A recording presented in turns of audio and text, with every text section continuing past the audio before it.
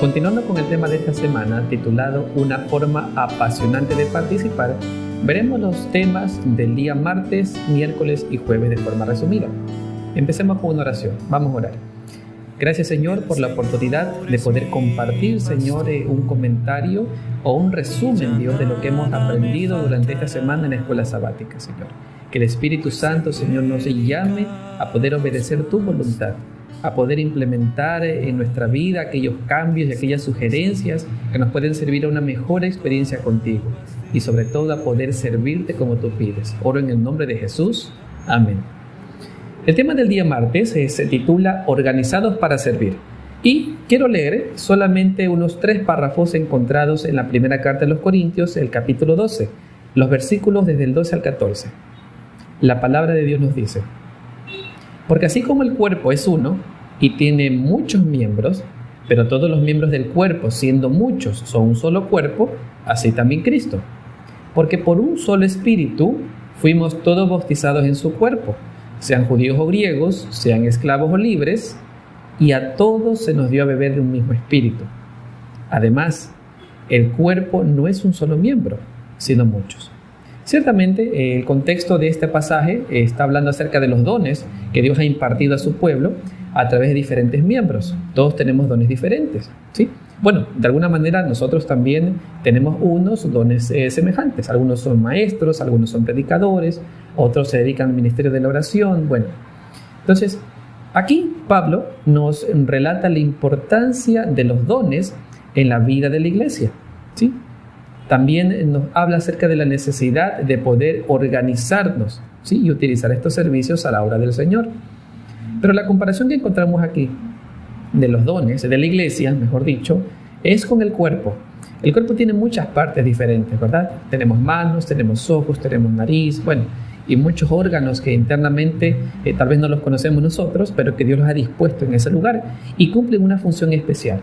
De igual manera, el cuerpo de Cristo, su iglesia, también tiene diferentes dones que utilizadas en el servicio del Señor, en el ministerio de poder predicar el evangelio, de poder atraer a otros a Cristo, puede ser utilizado y dará muchos frutos.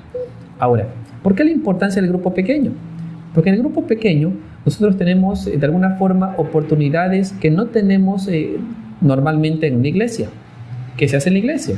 Nosotros tenemos una gran cantidad de miembros, muchas veces desconocemos cuáles son sus dones, cuáles son sus peticiones, cuáles son sus luchas, pero al tener un grupo pequeño, algo más reducido, un grupo de personas menor, ya de alguna manera nosotros empezamos a conocer cuáles son aquellas características que cada uno de nosotros tenemos. Y así como el cuerpo, cada uno de nosotros forma una parte importante del cuerpo de Cristo. Entonces, nosotros a través de un grupo pequeño vamos a avanzar con un solo objetivo. ¿Cuál? De poder salvar a las personas, de atraerles al Señor. Y de alguna manera en un grupo menor de personas vamos a tener intereses o objetivos más claros, ¿sí? Algo importante también que puedo compartir en el estudio del día martes es lo que dice la hermana Elena en las primeras líneas del párrafo encontrado en Testimonios para la Iglesia en el tomo 7.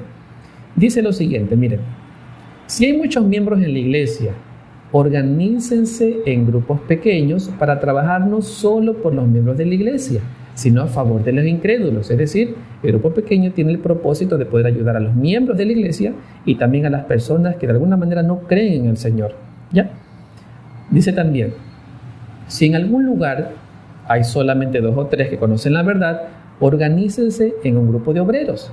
Mantengan íntegro su vínculo de unión, cerrando sus filas por el amor y la unidad, estimulándose unos a otros para progresar y adquirir valor, fuerza y ayuda de los demás. Cada grupo pequeño permite que los miembros involucrados puedan crecer espiritualmente, puedan también experimentar un compañerismo cálido entre los miembros y también la capacidad de poder utilizar esos dones que el Señor nos ha dado. En uno de los escritos de Elena, en el libro El Ministerio Médico, en la página 399, encontré este párrafo que está muy bien relacionado con el contenido. En toda ciudad grande debiera haber cuerpos de obreros organizados y bien disciplinados, no meramente uno o dos, sino veintenas dispuestos a trabajar. Se me ha mostrado, dice la escritora, que en nuestro esfuerzo por instruir a las gentes de las ciudades grandes, la obra no ha sido tan bien organizada ni los métodos de trabajo tan eficaces como los de otras iglesias, que no tienen la gran luz que nosotros consideramos tan esencial. ¿Por qué es esto? Debe darse más importancia a la educación y preparación de misioneros, con énfasis especial en la obra en las ciudades. Cada grupo de obreros necesita estar bajo la dirección de un líder competente y siempre hay que mantener delante de ellos el deber de ser misioneros en el más alto sentido del término. También en el libro El Ministerio Médico, en la página 404 en esta ocasión, dice esto: que se organicen ahora en forma rápida grupos que salgan de dos en dos y trabajen con el Espíritu de Cristo, siguiendo sus planes. Aunque algunos judas puedan introducirse en las filas de los obreros, el Señor cuidará de la obra. Sus ángeles irán por delante y prepararán el camino. En una oración más abajo dice: despertad a las iglesias, sacad la luz de debajo del almud. Finalmente, en el libro Testimonios para la Iglesia, en el tomo 5, en la página 582 y 583 dice esto: a los que aceptan la teoría de la verdad, debe instárseles a ver la necesidad de la religión experimental, no solo teórica. Continúo. Todos deben obtener una experiencia viva para sí mismos. Deben tener a Cristo entronizado en el corazón. Su espíritu debe controlar los afectos, o la profesión de fe no tendrá valor, y la condición de las personas será aún peor que si nunca hubiesen oído la verdad. Deben hacerse para los pequeños grupos que acepten la verdad arreglos tales que aseguren la prosperidad de la iglesia. Puede designarse a un hombre para que dirija durante una semana o un mes, luego a otro dirigente durante algunas semanas, y así diferentes personas serán alistadas en la obra. Muy interesante recomendación. En el tema del día miércoles, titulado Grupos Pequeños del Nuevo Testamento, notamos que la iglesia del Nuevo Testamento explotó en un crecimiento sorprendente, ¿cierto? En muy pocos años pasó de ser un grupo pequeño de creyentes a decenas de miles de fieles. Entonces, uno de los factores que contribuyó mucho al crecimiento de la iglesia en el Nuevo Testamento, fue su estructura de estar organizada en grupos pequeños. ¿Y por qué lo decimos? Notemos esta evidencia bíblica. Hechos capítulo 20, versículo 4, nos dice la palabra de Dios: y le acompañaron hasta Asia, o sea, a Pablo, continuó, Sópater de Berea, Aristarco y Segundo de Tesalónica, Gayo de Derbe y Timoteo, y de Asia, Tíquico y Trófimo. El escritor de este libro, de Hechos, fue Lucas, el médico. Entonces, notamos que aquí coloca varios nombres de aquellas personas que trabajaron para Pablo. Entonces, para este personaje eran muy importantes y los conocía por nombre, porque están colocados sus nombres ahí, están registrados. Entonces, eso nos da un indicio que fueron personas que estuvieron trabajando, que se estuvieron apoyando mutuamente en el ministerio misionero. Entonces, aquí podemos ver la importancia de poder trabajar estrechamente unos con otros, así como Pablo, incluso en números muy pequeños de miembros. Cada una de las personas, amigos, oyentes, tenemos dones diferentes, así como los tenían estos discípulos. Cada uno provenía de diferente lugar. Cada uno tenía una cultura diferente donde se había criado, ¿sí? Su forma de pensar, de decidir, no era la misma siempre. Sin embargo, ellos contribuían a la causa de Cristo a través de sus dones, a través de su diversidad de antecedentes y sus experiencias. Algo que me gustó de este estudio en este día fue la pregunta que se encontraba al final. Dice la pregunta: ¿has pensado en comenzar un grupo pequeño en tu hogar o unirte a un amigo para comenzar un grupo pequeño en el hogar de esa persona? Créanme que notaríamos una gran y poderosa ayuda en la obra del ministerio, en el ministerio de poder dar a conocer a otras personas del Señor, poder compartir temas familiares, temas de crianza. Hay muchas cosas que hacer. Recuerda el pasaje bíblico: la mies es mucha, mas los obreros son pocos. Cristo dio la solución a eso y eso lo vamos a ver a continuación. Pero antes quiero leer unas pocas líneas encontradas en el libro El Ministerio de Curación, en la página 102 y 113. Salgan juntos 2 o más para hacer obra de evangelización. Miren, visiten a la gente, orando, cantando, enseñando, explicando las Escrituras y atendiendo a los enfermos. El Señor Jesús va delante de ellos, de modo que tanto entre ricos como entre los pobres encuentran buena voluntad y ayuda. También nos dice, por todo el mundo se necesitan mensajeros de la gracia, ¿sí?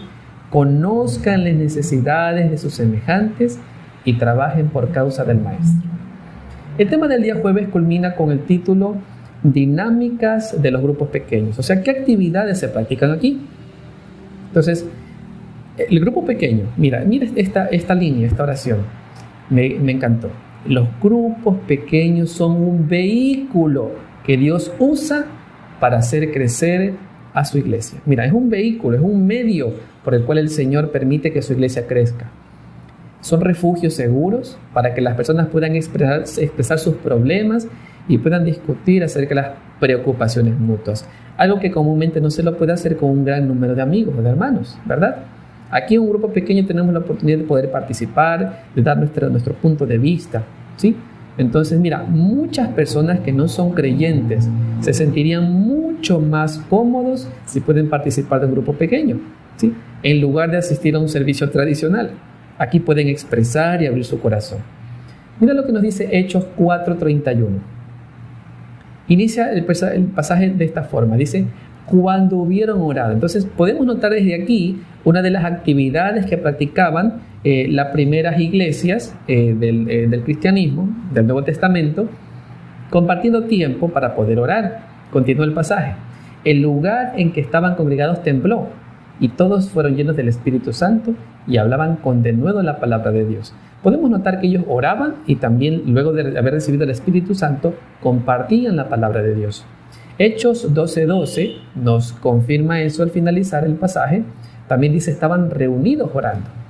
Y en Hechos 20, el versículo 31, nos dice, por tanto velad, acordándoos que por 3 años, de noche y de día, no he cesado de amonestar con lágrimas a cada uno. Aquí Pablo está expresando lo que había hecho con sus hermanos de aquellas congregaciones en las cuales participaba. Entonces no solamente oraban, no solamente compartían la palabra de Dios, sino que también se amonestaban, es decir, se llamaban la atención cuando algo estaba haciendo de forma indebida. ¿Ok? Entonces podemos notar aquí que los cristianos se reunían para poder interceder por los demás, para poder orar unos por otros, también para poder compartir en comunión, para estudiar la palabra de Dios y sobre todo para poder capacitarse en el servicio. Además, también hay otras partes que se encuentran en la Biblia donde nos enseñan que estas personas se reunían para poder protegerse contra aquellos falsos maestros que aparecían y sobre todo también para poder participar de actividades misioneras. Entonces las personas que unen sus dones en el servicio del Señor, estas personas que son guiadas por el Espíritu Santo para cumplir la misión, son una poderosa arma en las manos del Señor. En Mateo 9, los versículos 37-38 encontramos el pasaje de esta semana y quiero volverlo a leer. Dice la palabra de Dios. Entonces dijo a sus discípulos, a la verdad la mies es mucha, mas los obreros pocos. Rogad pues al Señor de la mies que envíe obreros a sus mies. ¿Cuál fue la solución al problema que dio Jesús? Los discípulos, cuando empezó la obra del evangelismo, vieron tal vez pocas posibilidades de que el evangelio creciera a tal magnitud. Sin embargo, Jesús vio las oportunidades. Y claramente, Él dice que los obreros eran muy pocos. Sin embargo, da la respuesta a esa necesidad. En el versículo 38, en la Nueva Versión Internacional está traducido de esta forma. Al Señor de la cosecha que envíe obreros a sus campos. Es decir, había que orar. Hay que orar a nuestro Señor para que Él pueda enviar a más personas dispuestas a trabajar a favor de las almas. Entonces, los grupos pequeños son una respuesta clara a la oración que da nuestro Señor aquí, para de alguna manera poder incrementar la capacidad de obreros, la cantidad de obreros, para poder evangelizar y poder auxiliar a aquellas personas que necesitan.